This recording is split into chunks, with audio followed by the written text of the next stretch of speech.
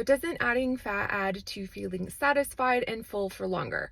So in a nutshell, the answer is no. So this is a question that I do see a lot in the comments. There's actually been a lot of research on what triggers satiety in our brains, and it's not fat. Researchers found that fat actually does not trigger satiety in our brains. You can check out the research by Dr. Barbara Knowles. She pioneered this research, I think, in the early 90s. Her books on volumetrics have been around for decades. And she performed all sorts of test groups and did all of this research trying to find what triggers satiety in our brains. And what she found is that it's a compilation of things, but mostly what triggers satiety is the volume of food that you eat, the weight of the food that you eat, and the amount of fiber that's in the food.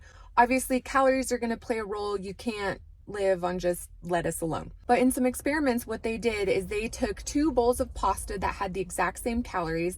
Half of the group got the pasta just the way it was made. The other group got the exact same pasta, but with an added tablespoon of oil on top. Both groups consumed their pasta, and the amount of satiety that the subjects felt was exactly the same. They all stayed full for about the same amount of time and got hungry around the same amount of time. So adding all those calories and fat to the pasta did absolutely nothing for filling you up or keeping you full for longer. But it did add 120 calories to that bowl of pasta.